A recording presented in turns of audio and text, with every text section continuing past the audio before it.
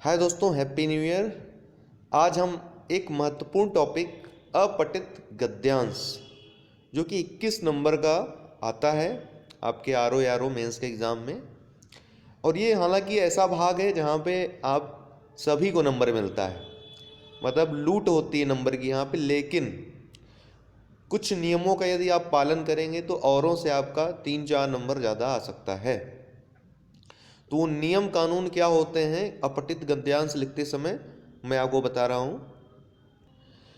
देखिए, आप में से हर कोई इतना कर चुका है, आज तक इतनी एज तक पहुँचा है, इस लेवल तक। तो यही सब अपठित गद्यांश तो एक सामान्य बात रहती थी बचपन में। पूरा इंटर तक पढ़ा होगा आपने, तो लगभग सभी क्लासों में यह भाग जो है अपठित गद्यांश कॉम्प्रिहेंशन जरूर रहता है। तो इससे संबंधित आदत सी हो जाती है, लोग कर ही लेते हैं। अच्छा, लेकिन कुछ ऐसे रूल्स हैं इसमें जिसका पालन करिए अगर आप, तो आप बहुत अच्छा कर सकते हैं। जो आपको 21 में 14-15 नंबर मिलेंगे, उसके जगह पे आप 21 में 21 नंबर भी उठा सकते हैं। यह ऐसा भाग है। तो आइए आपको बताता हूँ। इसमें 3 भाग होते हैं। उचित शीर्षक, सबसे पहले जो अपठित गद्यांश दिया जाता है। अपठित गद्यांश मतलब ऐसा गद्यांश जो आपने पढ़ा ना हो। ठीक। उचित शीर्षक, सारांश लेखन और रेखांकित अंश की व्याख्या करना, ये 3 पार्ट इसके होते हैं, जिसमें आपको गद्यांश को पढ़ करके 2-3 बार पढ़ेंगे तो आपको समझ में आ जाएगा कि इसकी आत्मा क्या है, अर्थात ये बात किसके बारे में हो रही है। उसी को शीर्षक का रूप देना है आपको। शीर्षक को चुनते समय कुछ विशेष बातों का ध्यान रखना है बस। उसके बाद सारांश लेखन लिखते समय 1/3 आपको लिखना है, 1/3 लिखना है।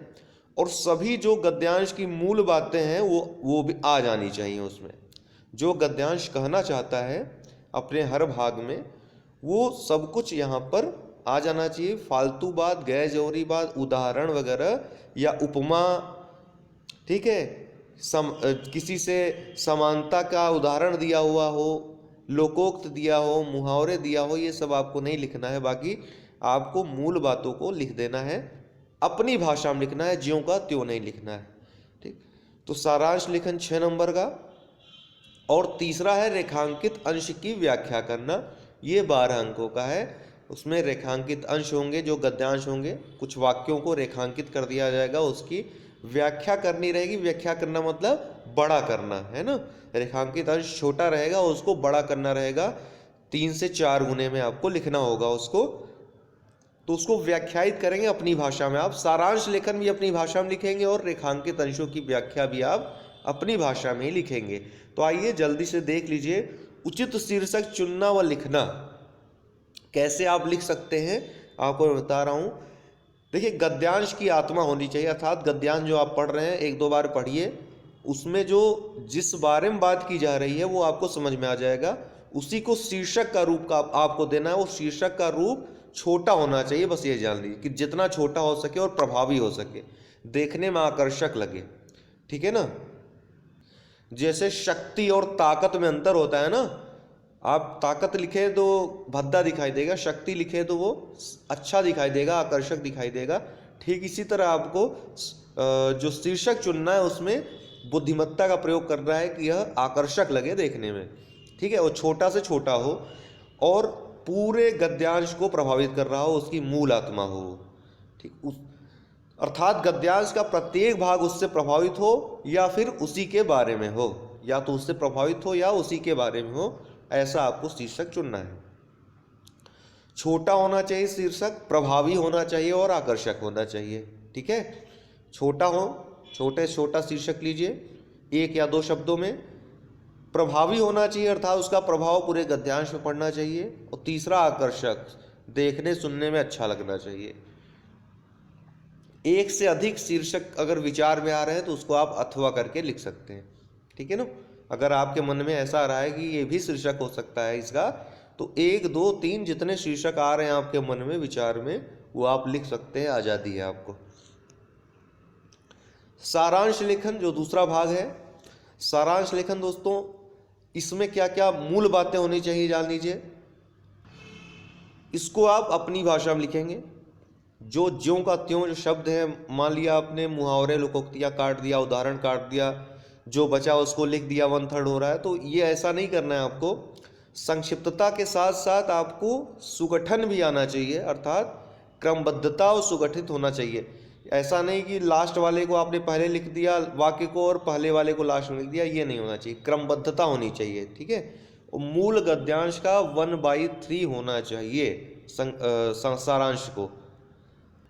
इसमें ध्यान देना चाहिए कि सभी महत्वपूर्ण बातें जो कह रहा है गद्य, वो मौजूद रहे उसमें। जो महत्वपूर्ण बातें कह रहा है वो मौजूद रहना चाहिए। अनावश्यक व गैर जरूरी बातें जो है उनको छोड़ देना चाहिए। अनावश्यक गैर जरूरी बातें क्या रहती है? कोई उदाहरण दे देता है, कोई कहानी बता देता है गद्यांश में, वो सब छोड़ दीजिए।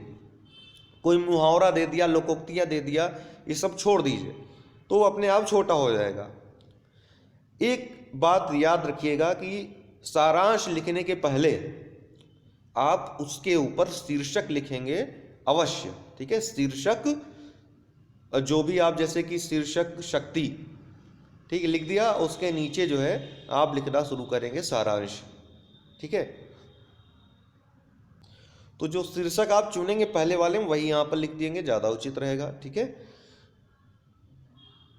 अगर एक से अधिक शीर्षक चुना है तो जो आपको सबसे उचित लगे वो वहाँ पर लिख दीजिए और सारांश लिखना प्रारंभ कर दीजिए। तो शीर्षक अवश्य दीजिए सारांश लिखने के पहले। जो प्रश्न पूछा वो बात अलग है, पहला वाला जो पार्ट था शीर्षक चुनना वो अलग है, लेकिन सारांश लिखने के पहले भी आप शीर्षक अवश्य लिखेंगे, ये बात ध्यान रखिएगा। छोटी छोटी बातें, बहुत जरूरी बातें हैं। अनेक शब्दों का एक शब्द, जो आपके इसमें सिलेबस में है भी, आप पढ़ेंगे ही इसको।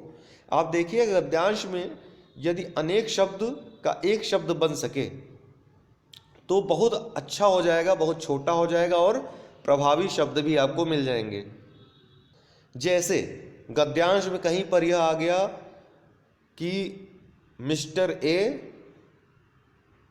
दोनों हाथों से कार्य कर सकता है, तो आप लिख दीजिए मिस्टर ए सब्यसाची है। छोटा हो गया ना? तो मतलब मैं एक उदाहरण दे रहा हूं कि आप अनेक शब्दों का एक शब्द देखिए बनाया जा सकता है, तो बहुत अच्छा है। टेक्निकल, आपको टेक्निक लगाना है, इसमें मैथमेटिक्स लगाना है। सारांश लिखने में मैथमेटिक्स लगाएंगे, सारांश लिख लेंगे, ठीक है। इसके अलावा मुहावरे, लोकोक्तियाँ, उदाहरण आदि को छोड़ दें, ये मूल आत्मा का विषय नहीं होती हैं, ये सब समझाने के लिए चीज़ें होती हैं। तो आप देखिए कि गद्यांश में जो चीज़ें समझाने के लिए यूज की गई हैं, व्याख्यायित की गई हैं, उनको आप छोड़ दो। बाकी मूल आत्मा जो गद्यांश कह रहा है वो आप लिख दो, अपनी भाषा में लिख दो। तो ये आपका सारांश लेखन कंप्लीट हो जाएगा, अच्छा नंबर आपको मिल जाएगा। तीसरा जो पार्ट है इसका, रेखांकित अंशों की व्याख्या करना। जो रेखांकित अंश दिए जाएंगे उनकी व्याख्या करना, ये भी अपनी भाषा में लिखना है। इनको आपको बड़ा करने में गणित लगाना है, बड़ा करना है, लगभग जो मुख्य अंश रहेगा उसका 3 से 4 गुना आपको करना है। तो इसमें एक शब्द का अनेक शब्द करिए, उल्टा करिए जो आप सारांश में करते थे। टेक्निक लगाइए, जहाँ पर एक शब्द हो, सब्यसाची हो, तो वहाँ पे आप उसको बड़ा कर दो, दोनों हाथ से कार्य कर सकता था, ठीक है ना। मतलब एक उदाहरण दे रहा हूँ। दूसरा, मुहावरे, लोकोक्तियाँ, उदाहरण आदि का यहाँ पर आप प्रयोग कर सकते हो, क्योंकि आपको फैलाना है, बड़ा करना है। लेकिन एक बात को ध्यान रखना है कि गद्यांश की मूल आत्मा के अनुसार व्याख्या होनी चाहिए। गद्यांश की मूल आत्मा के अनुसार व्याख्या होनी चाहिए। अगर आपको बिना गद्यांश दिए कोई रेखांकित अंश दे दिया जाए तो आप उस गद्यांश को छोड़ भी सकते हो, आप उस रेखांकित अंश की अपने अनुसार व्याख्या कर सकते हो। लेकिन यहाँ पे गद्यांश के अनुसार आपको व्याख्या करनी है, इसीलिए गद्यांश दिया रहता है।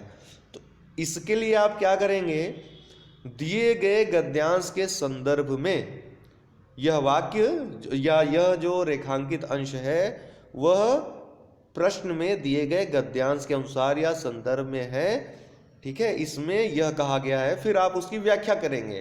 तो ये लिखने का ढंग होगा आपके, क्योंकि आप जिस रेखांकित अंश की व्याख्या कर रहे हैं, आपको बताना है कि आप किसी विशेष गद्यांश के संदर्भ में उसकी व्याख्या कर रहे हैं, ठीक है ना। तो गद्यांश को टच करना चाहिए, वो कुल मिला के बात ये है, मूल भावना को टच करना चाहिए, उससे इतर नहीं होना चाहिए। तो ये थी महत्वपूर्ण बातें। बाकी उदाहरण आपको देंगे ही, क्वेश्चन कराएंगे ही, प्रैक्टिस हो जाएगा, ठीक। इन सब बातों का आपको ध्यान रखना है। हमेशा आपका, चाहे इंग्लिश में आप लिख रहे हो चाहे हिंदी में लिख रहे हो, यही सब बातें ध्यान में रखनी है अपठित गद्यांश में, कॉम्प्रिहेंशन में। ठीक है दोस्तों, बहुत बहुत धन्यवाद।